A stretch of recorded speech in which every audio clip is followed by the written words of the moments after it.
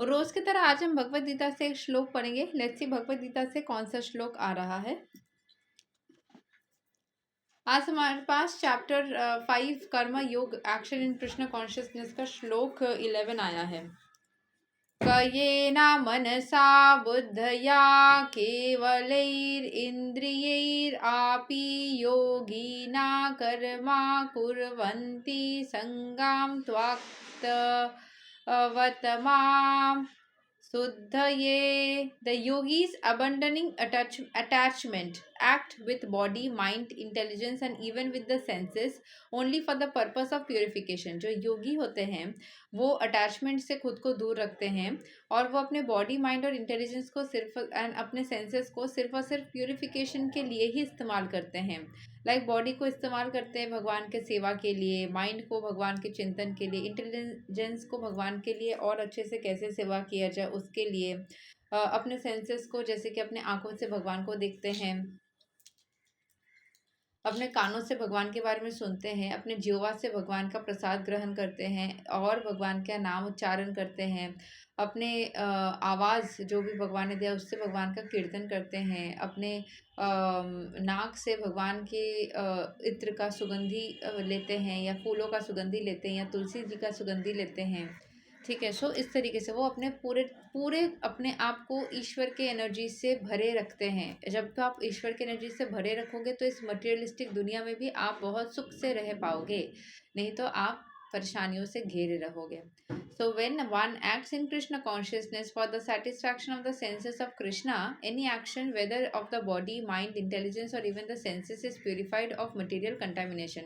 जब हम कृष्ण को खुश करने पे लगे रहते हैं तो हम सारे समस्याओं से दूर रहते हैं।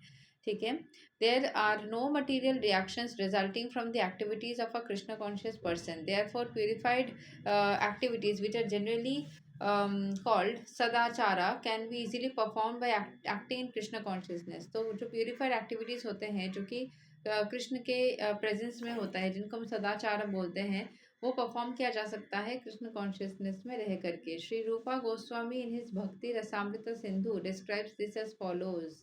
इहा यस्या हरेर्दस्ये कर्मणा मनसा गिरा निखिलस्व अपि अवर्स्थसु जीवान् मुक्ता सा उच्यते। A person acting in Krishna consciousness, or in other words, in the service of Krishna, with his body, mind, intelligence, and words, is liberated person even within the material world. Although he may be engaged in so called material activities, he has no false ego, for he does not believe that he is this material body or that he possesses the body. सो जो person Krishna consciousness में रहता है या कृष्ण भगवान की service में लगा रहता है, अपने माइंड से, अपने बॉडी से, अपने इंटेलिजेंस से और अपने शब्दों से, वो एक लिबरेटेड, एक मुक्त आत्मा होते हैं। इस मटेरियल वर्ल्ड में रहकर भी वो मुक्त हो जाता है। Although he may be engaged in many so called material activities, वो बहुत सारे मटेरियल एक्टिविटीज़ को करता होगा बट फिर भी वो इस किसी भी चीज़ से अटैच नहीं रहता, वो मुक्त रहता है। He has no false ego, for he does not believe that he is this material body. उसके अंदर कोई ईगो नहीं है क्योंकि उसको इस बात का बिलीव ही नहीं है कि वो मटेरियल बॉडी है बोल के। उसको लगता ही नहीं कि ये उसका खुद का बॉडी है।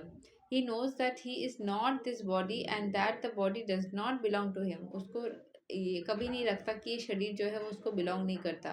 He himself belongs to Krishna. उसको यही लगता है कि वो पूरी तरीके से कृष्ण का है, उसका बॉडी भी कृष्ण का ही है।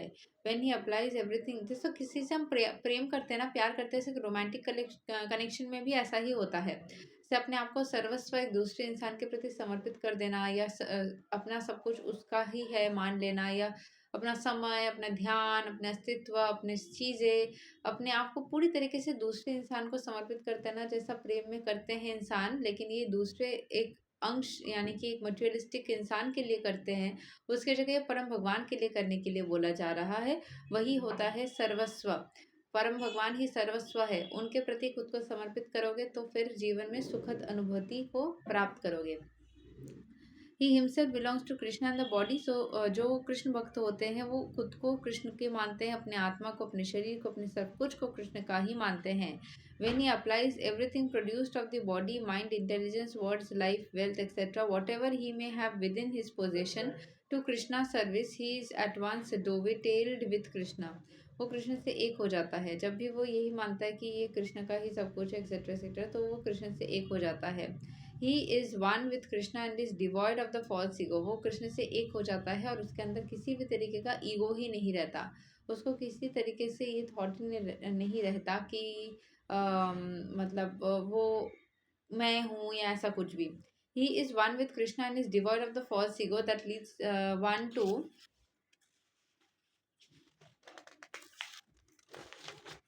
Believe that he is the body. तो उसके अंदर सारे तरीके के फॉल्स ईगो चला जाता है। उसको ये लगता ही नहीं कि मैं कोई शरीर, मैं इस चीज़ को कर रहा हूँ या ये मैंने क्या बोलते हैं किया है, ये सारे थॉट्स उसके मन से चला जाता है। This is the perfect stage of Krishna consciousness. ये कृष्ण कॉन्शियसनेस के परफेक्ट स्टेज है जहाँ पे आप ये मानने लग जाते हो कि आप नहीं हो, आप परम भगवान, परम ईश्वर के अंश हो और आप खुद को पूरी तरीके से उसी परम ईश्वर के पास में सरेंडर कर देते हो, समर्पित कर देते हो। सो यही तक है आज का श्लोक, जहाँ से हमें यही पता चलता है कि परम भक्ति यही होता है जिसमें हम अपने आप को पूरी तरीके से ईश्वर के स्वरण में, ईश्वर के चिंतन में, उनको याद करने के लिए, हर तरीके से उन्हीं से जोड़े रखने के लिए खुद को याद मतलब बिजी रखे। अपने सब कुछ जो भी हमें मिला है वो ईश्वर के चिंतन, शरण, भावना, ये सब कुछ ही में हम बिजी रखें। ठीक है, सो यही तक है। Thank you so much. Hare Krishna, Radhe Radhe, जय श्री राम।